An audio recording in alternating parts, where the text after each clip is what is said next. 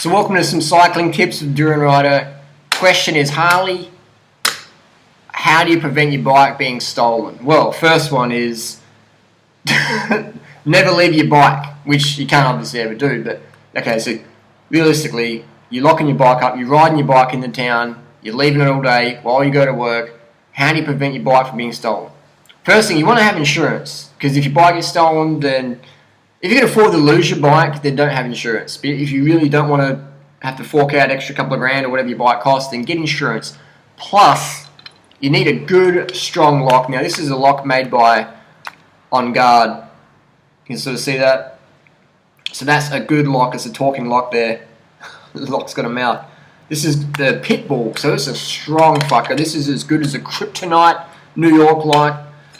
And it's a lot cheaper, but the Kryptonite New York lock's fantastic lock, or the On Guard Pitbull, or the On Guard Brute. And there's some other good locks out there like Abus. Just look up tough locks. Now this lock is heavy, and this lock, acts as a hammer as well in the car windscreen. But we won't get into that. But seriously though, it's a good lock. It comes with 5 keys, and it has a little light thing on there. So if you're looking for your keys at night time, it comes with 5 spare keys. You can get combo locks as well, which I do recommend. I do not recommend the fucking iPod lock. You see people using cables to lock up their bike. I'm sorry, if you use a cable to lock up your bike, that's like saying to a bike thief, hey, come and steal my bike. I've got too much money and I'm trying to save money on security, but you can just have my $2,000 bike, so just cut it with a pair of bolt cutters in the tennis bag and see you go. So you want to have a D-lock. Cable locks do nothing to protect your bike against a good thief.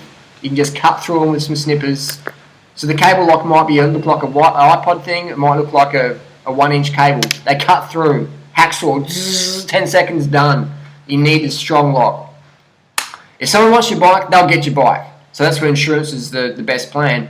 But to save 99% of bike theft, invest in a good D-lock. Now, where do you want to lock your bike up?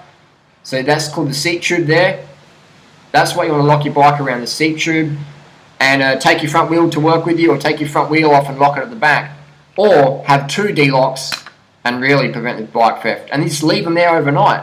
So you ride to work, you park your bike at the bike rack, your locks are already there, you just open your locks up, boom, lock your bike up, leave your locks at work, or leave your locks in the bike rack so you don't have to lug them around. Easy.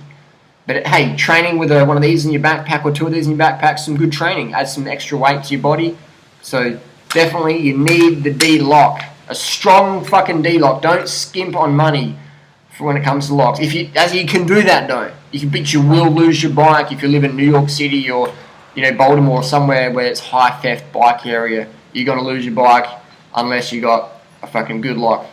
And even then, there's still the 1% chance that you got a good bike thief and he wants your bike, and that's where insurance comes in handy. When you lock your bike to something, make sure it's an immovable object. Don't lock your bike to a pole which can be pulled out of the ground. Lock it to a proper bike rack, something strong that can't be pulled out of the ground or kicked over. So thanks for watching. Post your favourite lock down below, and we'll see you soon. See you on the road.